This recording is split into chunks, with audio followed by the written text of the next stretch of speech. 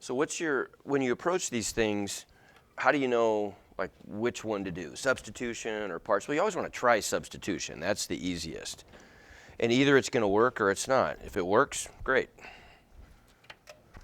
So what about one like this then? What would be the u-substitution that I would try just to see if it's going to work? Negative sine x. Good. You want to pick the argument of the exponential function, right? So we'd go u equals negative sine x. So then that makes du what?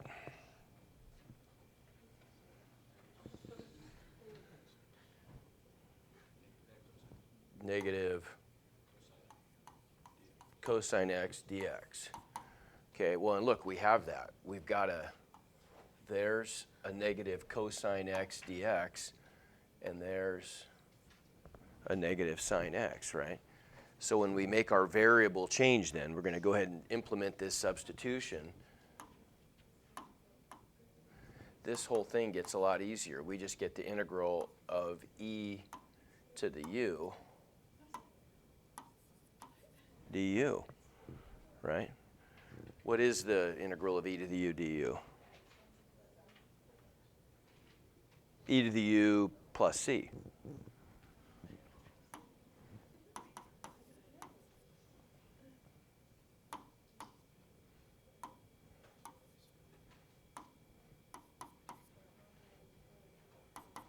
So that just gives us e to the negative sine x plus c.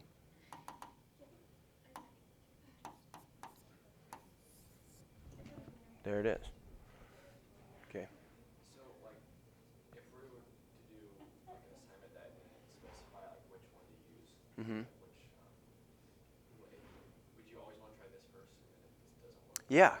Yeah, right, exactly. You always, I mean, and you're right. I mean, in math, most of the time, if we're studying u-substitution, well, you're going to get a bunch of problems by u-substitution. Integration by parts, you're going to get a bunch of problems where you got integration by parts. But the order would be, you'd always try u-substitution first. If that didn't work, then you would try integration by parts. And you're going to get a feel for it, though. The more of this, there's just no substitute for just doing just tons of problems. As you do lots of these problems, you're going to start to get a real intuition about which ones, like you'll be able to look at that really quickly and see the sine-cosine combination and just immediately think, oh, well, that's going to be u-substitution. You already just know it's going to be u-substitution. And then you'll get an idea, similarly, when it's not going to completely work and you're going to have to use parts instead. Okay. What about another one of these? What about one like that?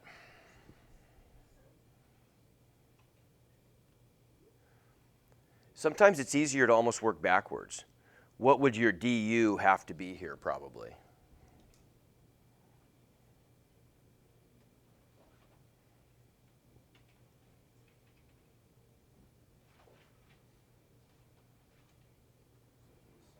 Yeah, it's going to be sine 8t plus 18 dt, right?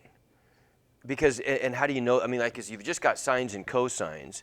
So you know that they just, when you differentiate, they just oscillate back and forth, right? So, well, you know that the du's got to be the one on top then. You can't ever have a du in the bottom. It's always got to end up being on top.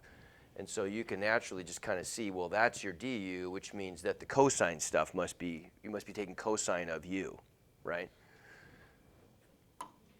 So, again, we just get u in this case would be what? Say it again. 8t plus 18. Is that what you said? I mean, we could. Okay, so let's do something here. I'm glad you brought that up. So let's pick our u as being 8t plus 18. Okay.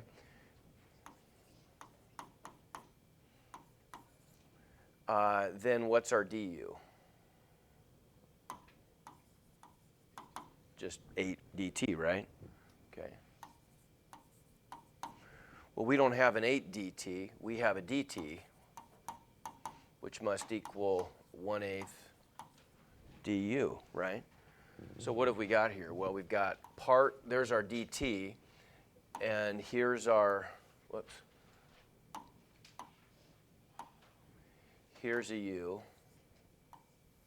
and there's a u, right? So if we make that substitution, then what's this give us? Well, we get the integral of sine u divided by cosine squared u times 1/8 du. Okay? We still need a substitution though, don't we? Well, I mean, I guess, yeah, we do. We need a substitution. So now let's go we're one variable deep. Let's go 2 variables deep. Let's make another variable substitution. We'll call it a v substitution this time.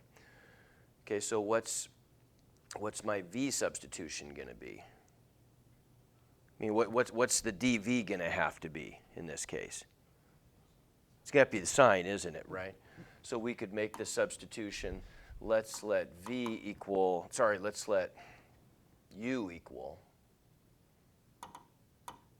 We'll let v equal dv.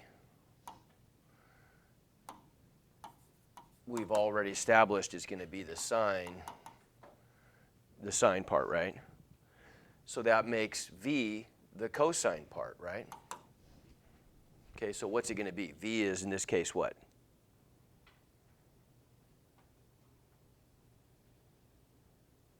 I know I want to get sine back as my dv. So what must v be? What must it be? Well, okay, we're just going to say it's cosine. And then if we have to have some, when we take our derivative, we might get a negative sign in there. I guess I shouldn't have written that part down. We just know it has to be sine-ish, right? I mean, it might be negative. It might have a constant in there or something. But we know we need to get a sign out of our derivative, right? Oh, what did I just do? There we go. Okay. So v equals cosine u, which means dv equals negative sine u du, right? Well, what do we have? We don't have a negative sine u du. We have a sine u du.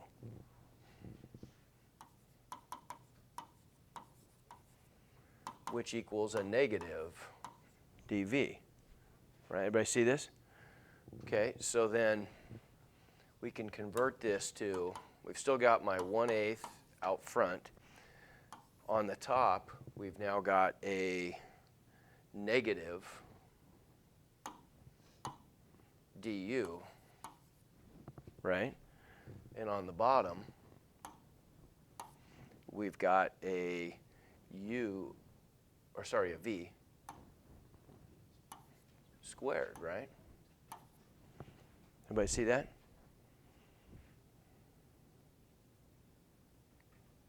If v is cosine u, then cosine squared u must be v squared, right? Shouldn't it be a dv on top? Oh, sorry, dv. Yeah, what did I put du for? You're right. Yeah, darn it. And if we kind of color code this thing, we see there's our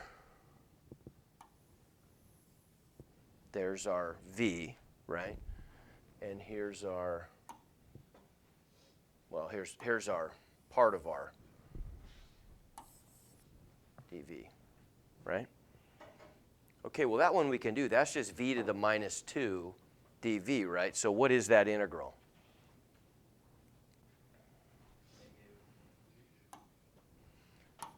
Say it again. Yeah, good. Negative u to the minus 1. So negative 1 over v, you mean, right? Did you say u? You said v, okay. So then that's going to turn this into a positive 1/8 times 1 over v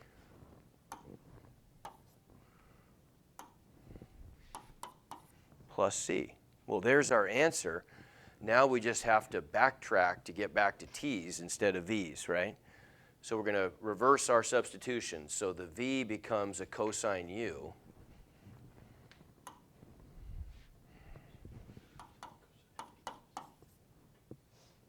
And 1 over cosine u is what?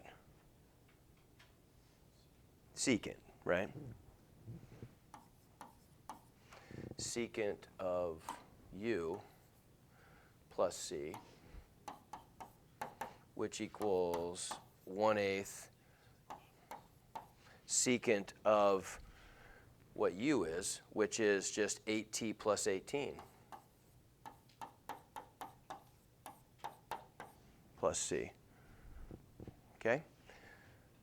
All right, so we did this all using, I mean, we made 2 discrete variable substitutions, which is fine. It works. Then you just have 2 layers. Could we have done this?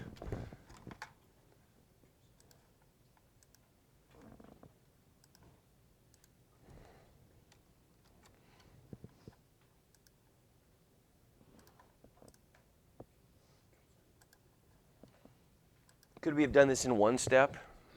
What could we have made our u-substitution to just do this in 1 step instead of 2? Say it again.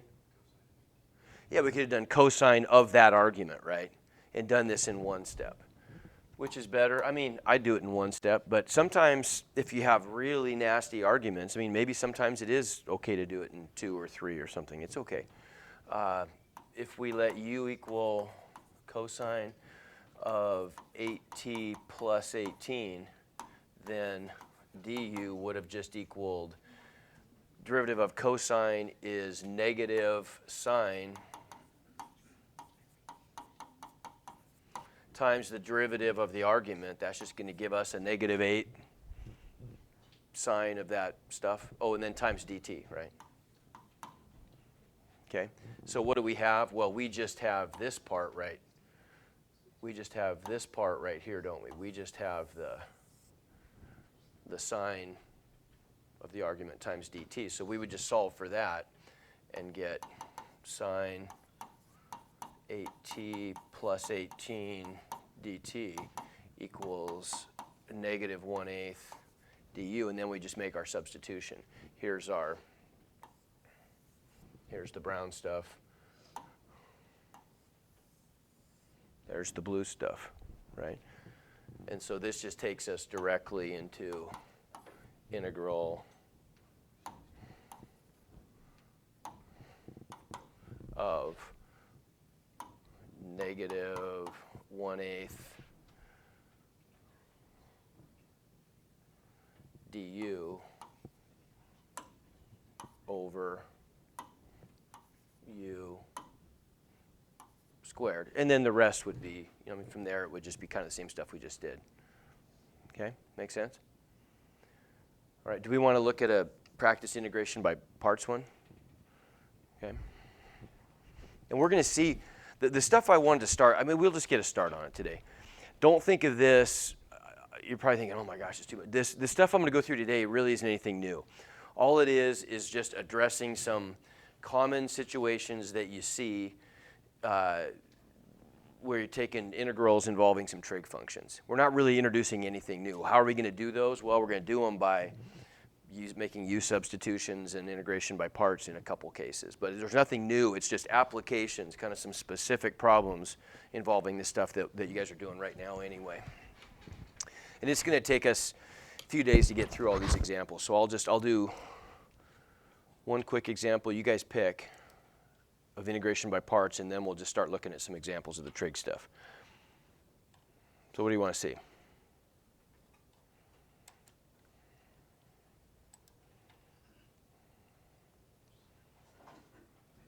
Is there, I can't even remember, is there a,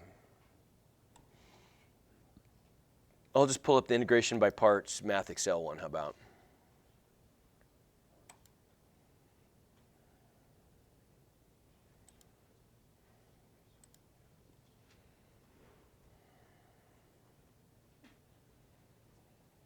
Okay.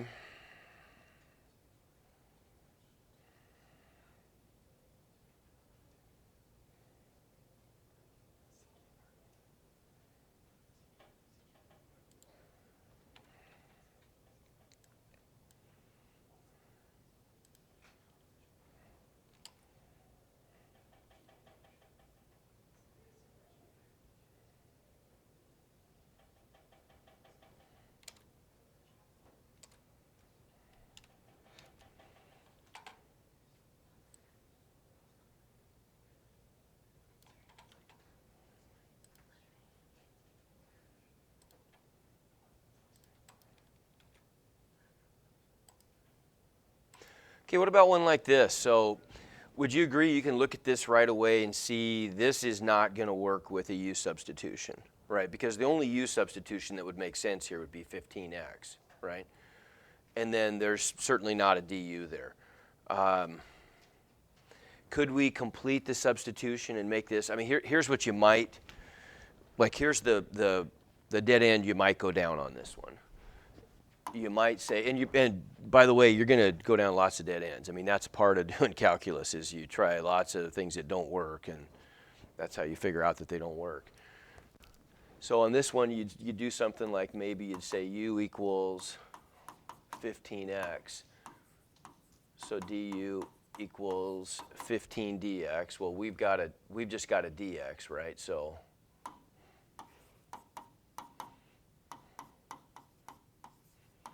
we've got a 1/15 du right there. And then we've got an e to the u right there. But then it's an incomplete substitution, right? So we'd end up with 1/15, integral of 1/15 x squared e to the u du.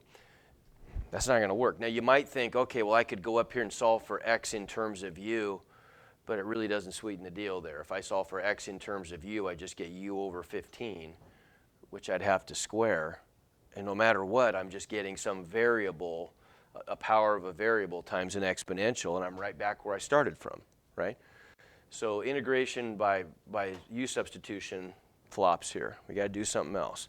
So that would be parts.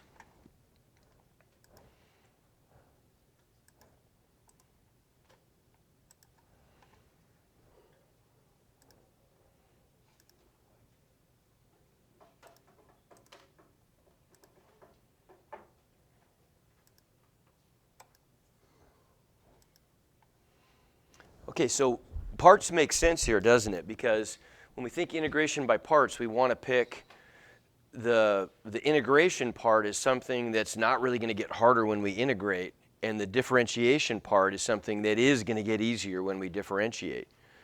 So what would be, let's write down the formula first. So we have a template up here. The integral, what is their template for integration by parts? Integral of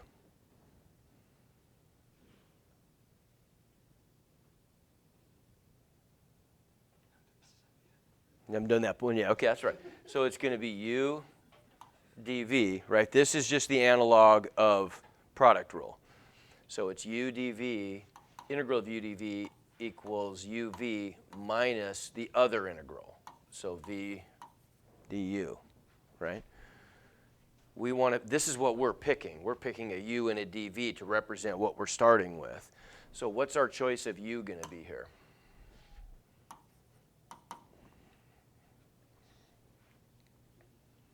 What's going to get easier? Which part of that, which factor is going to get easier by differentiating? X squared, right? So we're going to pick u equals x squared, and we're going to pick dv equals what?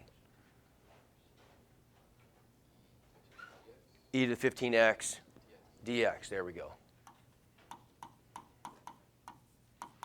And then we just have to find their analogs. Differentiate here and integrate here, right? So du is what in this case?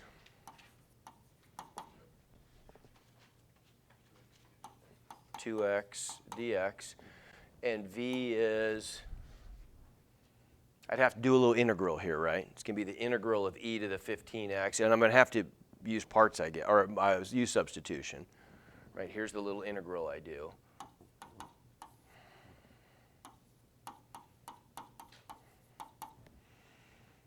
Right? So I'd have to technically kind of maybe do u equals 15x, right? But I bet we can even get to the point where we can just power through this. If u is 15x, then du is 15 dx. Well, I don't have a 15 dx. I just have a dx, right? Here, I'll write that down.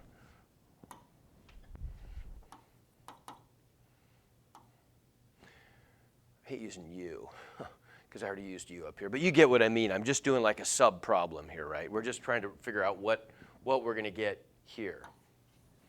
That's all we're trying to do, right? So u is 15x. du is 15 dx.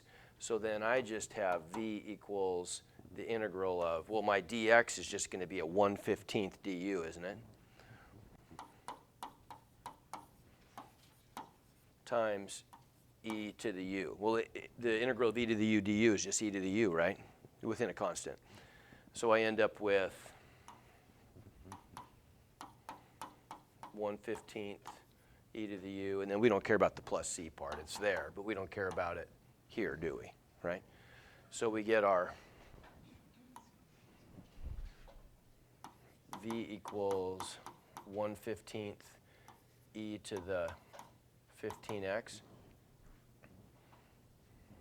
Good? Okay, and then we just substitute, right? So we've got our template up here. So then this must equal uv. Well, there's u times v. That's going to be x squared over 15 times e to the 15x.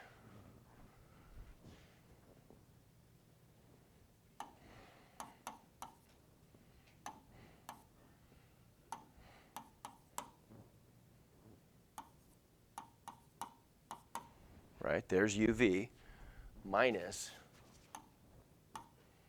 the integral of v du. Okay, v du, so that's right across down here. I can pull the 2 out front. Shay? Where's Shay sitting? Here you go. I can pull the 2 out in front, and then I've just got, and I can pull the 1/15 out front. So all this stuff, those constants will pull out front, and then I just get x e to the 15x dx. Okay? It's better, but I have to do it again, don't I? Right? Because now I've still got an integral here that I can't use u-substitution to simplify, but I could go by parts again. But it's better. At least now the power of x has been reduced from 2 to 1, so I only have one more iteration to do, and then I'm done with this. You see what I'm getting at? I mean, it's a lot. Yeah, question. Well, you didn't. Well, because I'm doing an integral, not a derivative, so there is no u-substitution is the equivalent of the chain rule, right? I mean, are you just suggesting you just do it in your head? It is. Yeah, it's e to the u prime, but you don't have, where are you going to get the 1/15 from? Doesn't u prime just have to cancel out with, make it 1? So you're wondering how I got the 1/15? Well, no, like, do you have to do u substitution there? You could do it in your head, but you have to do one. Because you have to integrate, v is going to be the integral of this, right? Well, it's not the integral of e to the x dx, it's the integral of e to the 15x dx. Right? See what I'm saying? That's different than that. So it doesn't exactly, what's our standard form? Here, think of it this way. What's our standard form for an exponential derivative, right? If we think on our table, we have the derivative with respect to x of e to the u equals e to the u. Right, but look, the variables, u prime, right? Does that make sense? Okay, if that variable is the same as that variable, there's no prime there. But it's not this time. Look, I've got a 15x and a dx. So I have to do, a u-substitution there. When I'm doing that integral, you see that 15x, I don't have an e to the 15x times 15 dx there, right? So I've got to have a 1/15 out front. So whether you write it down specifically or you just do that in your head, and how could you, the way I would do that in my head is I would just think 1/15 times 15 dx, right? Then I'd have an e to the u du, but I got that 1/15 that stays out front. Does that make sense what I'm saying there? Okay. So then we've got this part's done, and then we would just have to go back and take everything in the green box and do it again. And then I'm subtracting the results of the green box problem, right? Does that make sense? Okay. I won't finish it up, but you get the idea, right? Okay, let's maybe look at one more. There's one more I think I'd kind of like to do. If we do, like, that would be oh, that's nasty. Well, that'd be a good one to do, though. Yeah.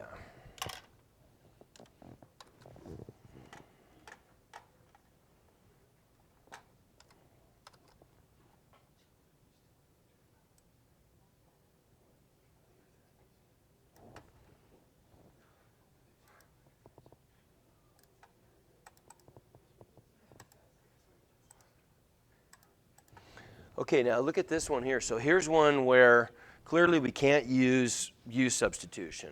We're going to have to use parts, but we've got exponential functions and trig functions. Neither one of those ever get any easier or any harder if I've got a sine function, right? If I differentiate or integrate. So integration by parts is never going to extinguish like it did in that last one where we end up getting a resolvable integral. We're just going to keep getting, we're going to get a uv part, and then we're going to get an integral part that's never going to be any harder or any easier than the one we start with. So how are we going to resolve this?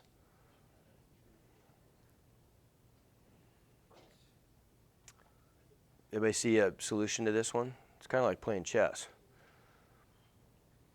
If I go through 2 iterations, like I just have to be consistent. Like if I let the trig function be the u and the integral be the dv, I'm going to have to do that twice. But what's going to happen? The first time through, when I take the derivative of my sine function, I'm going to get a cosine, right? Integral of an exponential just gives me back an exponential, right? If I do that again, I'm now going to end up with the same kind of integral, but this time I've got a cosine instead of a sine. But if I do the same thing, when I differentiate, if I pick the u to be the cosine that I get from the first iteration, then I'm going to get a sine back again. And I'm also going to always get that exponential. So I'm going to get the same integral to within a constant that I started with, right? Well, think about that. I mean, I kind of lay out, we'll do this problem, but I want to lay out the strategy. That would be like saying I end up, if I call this first integral, let's just call it x. Okay. I'm going to end up with, on the other side of the equation, I'm going to get some term here, u times v, which is done, right? That's part of my answer. And I'm going to get another uv term because I'm going to go through the iteration twice. So I'm just going to call it u2 v2, some other uv I'm going to get from the second time I do it. But then I'm going to get some constant times x back. I'm going to get the same integral back. So couldn't I just move that x term over to this side and divide by, factor out an x and divide by the constant, and I'm done? You see my strategy? If I get the same integral back on the other side times some constant, I can just move that by subtraction or addition back over to the other side of the equal sign and isolate that integral. And then whatever's on the other side is the answer. It doesn't have an integral in it anymore. Okay, now we'll do the process, but I wanted you to kind of see the strategy laid out before we do it. Okay, so now let's go through this. Okay, so we'll arbitrarily, let's just pick u as the trig function. Doesn't matter. So if u is sine 12 theta, then what's du?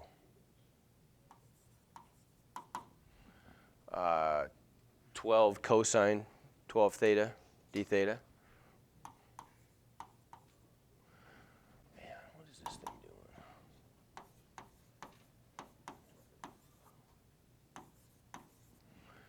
So if we pick, then that leaves dv to be e to the minus 4 theta d theta. So v is going to have to equal negative 1/4 e to the negative 4 theta, right? See what I'm saying?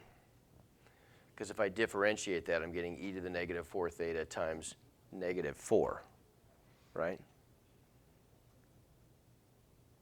Everybody good? Okay.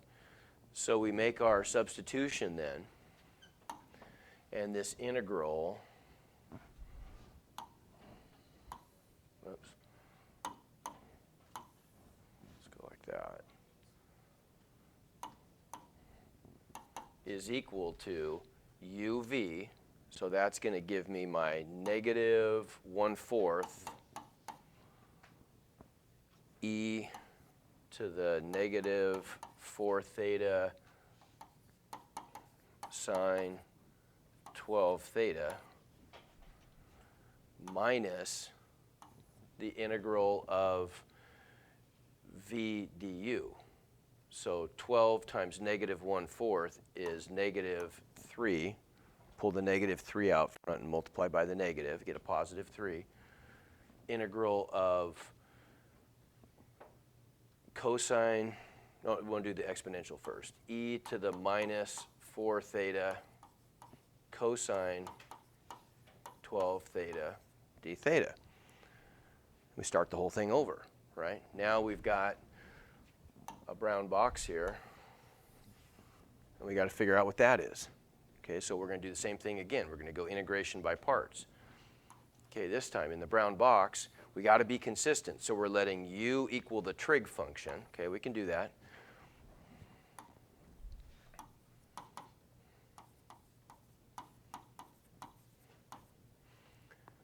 And v, or dv,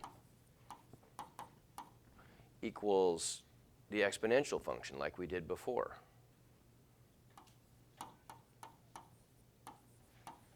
Well, that's the same integral we did up here, right? We already did the work. We get negative 1/4 e to the minus 4 theta. Okay, stop me if I'm going too fast. You got questions?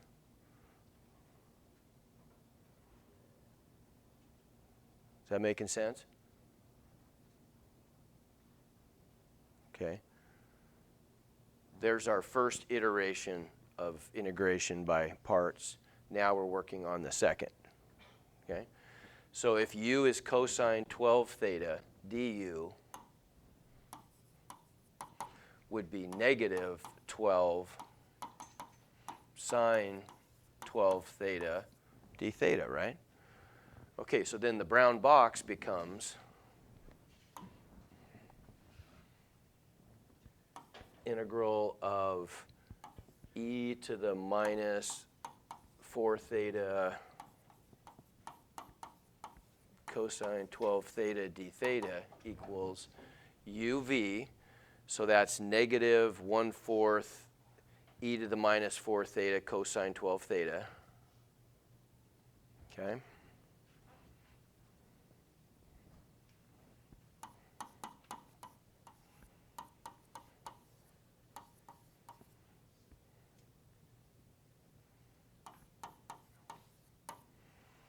Okay, minus the integral of v du. Okay, well this time negative 1/4 times negative 12 is positive 3, so I'm subtracting positive 3 times the integral of v of e to the minus 4 theta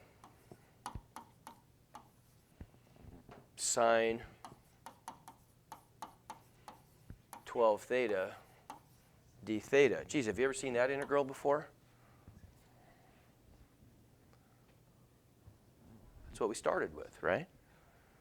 Okay, so all this stuff is the brown box, so now we got to rewrite this whole darn thing. I got to make this smaller so I can see it.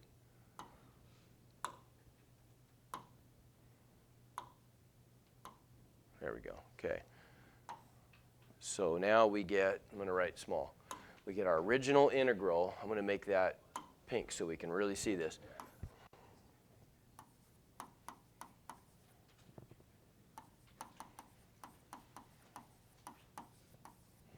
Equals this stuff, right? So we got minus 1/4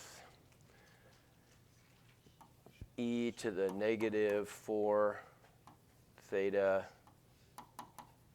sine 12 theta plus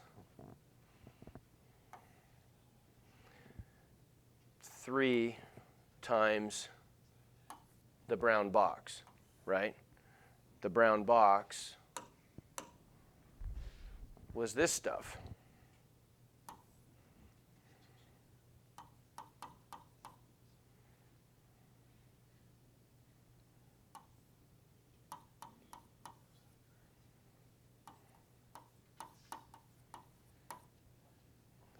Minus, this is all inside the brown brackets, minus 3 times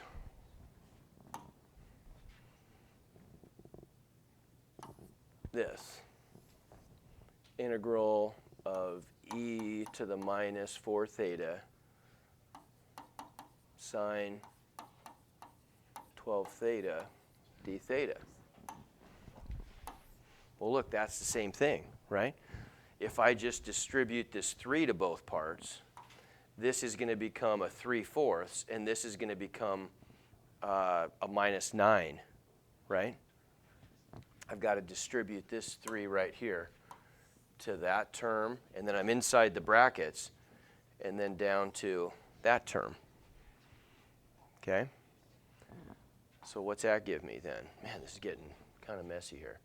So I've got my pink integral. I'm just going to write it like this. I've got my pink integral of some stuff equals negative 1/4 this term to the minus 4 theta sine 12 theta. Distributing the 3 here, I get a minus 3/4 e to the negative 4 theta cosine 12 theta minus 9 times my pink integral, right? All I got to do is add 9 times the pink integral to both sides, and I've got 10 times the pink integral equals this stuff, right? Everybody see that? Okay. And then I just divide by 10 and I'm done. Okay. So 10 times the pink integral equals this right here. So if I divide both sides by 10, I get the pink integral equals 1/10 times all that. Well, why did I distribute the 1/10? In fact, I could just have a common denominator here of 40 on the bottom, right? If I distribute the 1/10. Just trying to make this thing as neat looking as possible. So I've got a 40 on the bottom, and then I've just got a minus e to the negative 4 theta sine 12 theta minus 3 e to the minus 4 theta cosine 12 theta. I could pull the e to the minus 4 theta out front too, factor that out. And then of course I just have to tack a big plus c on the end. Okay? Make sense? There's a lot going on there, but can you follow the logic of that? Okay, and let me tell you, you have to kind of go into these things. I can remember having the sinking feeling that you're probably having right now thousands of times where you look at that and just go, God, I could never. But it works out. If you just are careful, it's amazing how it just, and it's the greatest feeling when you get one of these things to work, because it's a lot of, there's a lot of steps in it. But if you just are careful and you follow this, you'll be amazed. You'll get the right answer. You really will. That's all you got to know is just you got to keep going on that, right? Because if the integral you get from integration by parts, you can't do it with a u-substitution, then you might have to go again. Okay? Does integration by parts always work? Because I know it's like the u-substitution, sometimes it doesn't. Okay, well, it's it's a good question. In this case, it's going to work because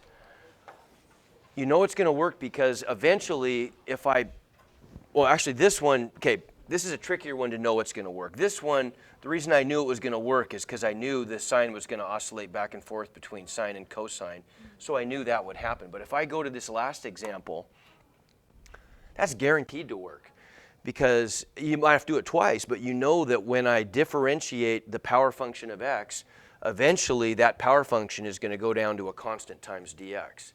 And once it does that, that exponential is just going to stay the same the whole time, right?